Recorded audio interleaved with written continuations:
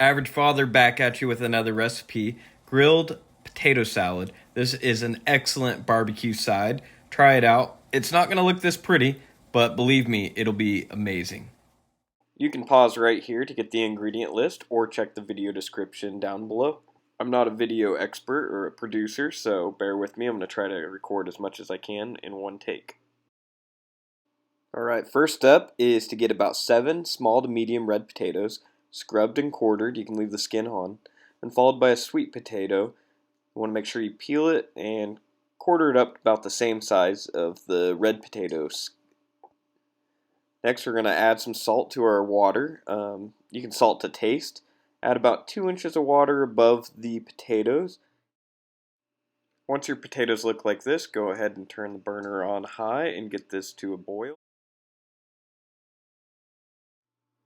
Once you can put a fork through these relatively easy, after about 16 minutes, take them off and let them cool. I place mine in the fridge to speed up the process, but the counter works too. We're going to start with 1 cup of mayonnaise, followed up by a tablespoon of Dijon mustard, 2 teaspoons of onion powder, 2 teaspoons of garlic powder, and 1/4 teaspoon cayenne powder. Then I used about a teaspoon of kosher salt and freshly ground black pepper. And I could have shot this a lot better, but I'm just the average father. I don't have a lot of experience with this, so bear with me. Once you have all the ingredients, go ahead and whisk it up. And then once your potatoes are cool, you're going to add it to this mixture. So be careful here not to break the potatoes. You're going to have to cook them again, so you want to make sure that they hold their shape as much as possible. You're going to want to make sure that every potato is covered by this mayonnaise mixture, and then you're going to add it to a skillet or a barbecue, whatever you want, to crisp these up and brown them. You can use a barbecue if you have like a metal grate. I like to just do it in the skillet because it's easier to clean up, but you can play around with this process. Once these are browned up, you can set them to the side. We're almost done. And we're going to go into part 2, the bacon green onion vinaigrette. So you saw me get the bacon started. The next thing you're going to want to do is get a 1/4 cup of olive oil, followed by 2 tablespoons of red wine vinegar, 1 teaspoon of Dijon mustard, and then you're going to take 2 bundles of green onions and chop those up, as well as 2 tablespoons of chopped fresh parsley, and then some kosher salt and freshly ground pepper.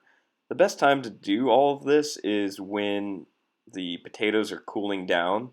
That way, as soon as you get done cooking them on the barbecue or in the skillet like I did, you can add this mixture in. So we have some nice crispy bacon. You're going to want to save the oil and set that aside. Make sure not to spill because it's incredibly hot.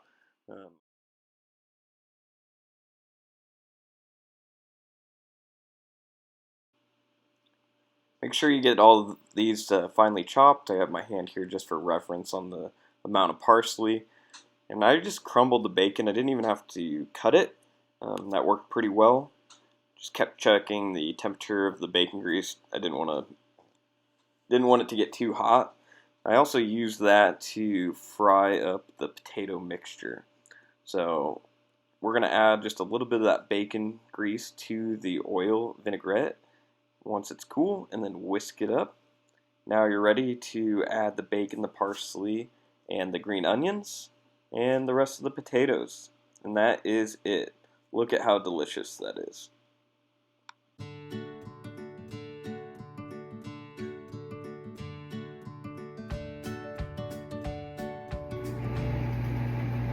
Little taste test, let's see.